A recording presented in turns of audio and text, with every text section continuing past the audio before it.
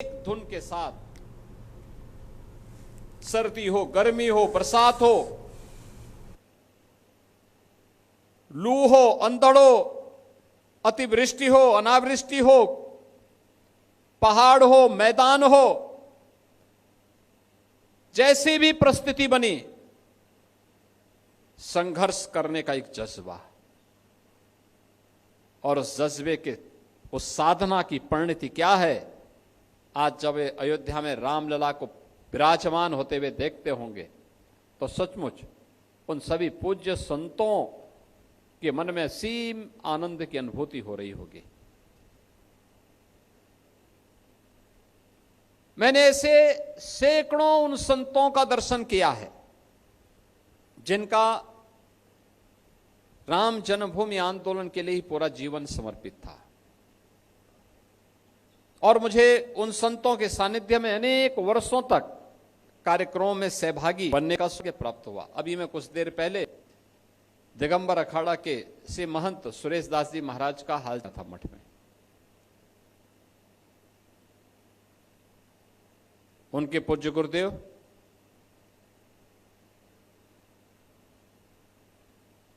पूज्य महंत रामचंद्र दास जी महाराज, परमहंसी महाराज, अंतिम समय में जब वह एसजीपीजीआई में भर्ती थे, मेरे पूज्य गुरुदेव ने मुझे कहा कि भाई परमहंसी को जाके देख के आओ, वहां पे क्या स्थिति है, देखो क्या हाल है, क्या करना है, वहां पे व्यवस्था कराओ। मैं एसजीपीजीआई गया और एसजीपीजीआई में जाकर के मैंने हालचाल लिया, महाराज जी का संदेशा दिया। तो पूज्य महाराज जी ने भी एक ही बात कही, उन्होंने कहा कि एक ही इच्छा है जीवन में, और वह है कि अयोध्या में राम मंदिर बन जाए।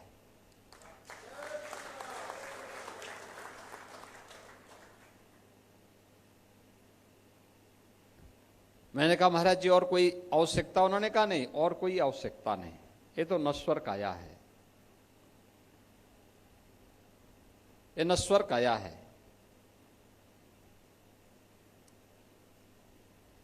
जीवन में केवल एक इच्छा है हम संतों की, वह है अयोध्या में राम मंदिर का निर्माण।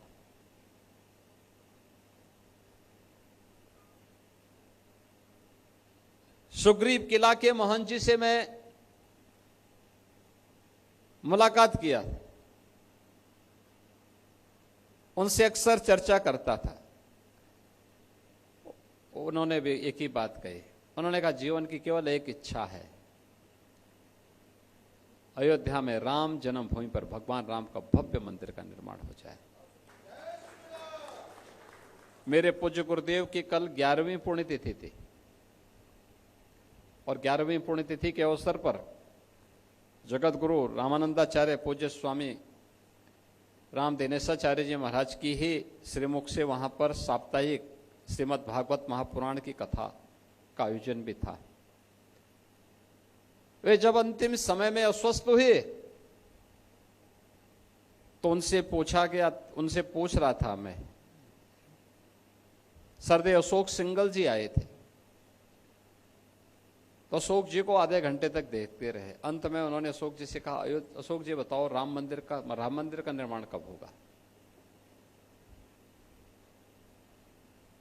तो अशोक जी की आंखों में आंसू आ गए। उन्होंने कहा महाराज जी जरूर होगा। मैंने उनसे पूछा, मैंने कहा कोई बात, किसी प्रकार की कोई इच्छा, कोई अन्य चीज, कोई चीज मंगवानी? उन्होंने कहा नहीं, हम लोगों की कोई अपनी व्यक्तिगत इच्छा नहीं, एक ही इच्छा है, अयोध्या में राम लला विराजमान हो जाए, भव्य मंदिर का निर्माण हो जाए। आप सोचो ना, जिससे भी बातचीत करते थे अपने देश के लिए, अपने धर्म के लिए, अपने मानबिंदु के लिए, जो महत्व राष्ट्रीय जीवन में राष्ट्रीय प्रतीकों का होता है, यही धार्मिक जीवन में आस्था की प्रतीकों का वही महत्व होता है। मंदिर हैं, अयोध्या है, काशी है, मथुरा है, या वे सभी पूज्य धर्मस्थल जो गुलामी के कालखंड में जिन्हें बर्बर विदेशी आक्रांताओं ने अपनी आक्रांत निगाहों से अपवित्र किया था, उनका ससम्मान, उनकी पुनर्प्रतिष्ठा का कार्यक्रम हो। यही तो इच्छा थी, यही संघर्ष था, उनकी पुनर्प्रतिष्ठा के कार्यक्रम को सकुशल हम संपन्न कर सके। अविरल गंगा, निर्मल गंगा के दर्शन हर भारतीय को हो सके। हमारी नदी परंपरा फिर से पुनर्जीवित होकर के सस्य श्यामला इस पावन धरा को फिर से सोना उगलने वाली धरती के रूप में स्थापित करके सोने की चिड़िया बना ले। नित्य गायत्री की वंदना हर सनातन धर्मावलंबी के घर में हो।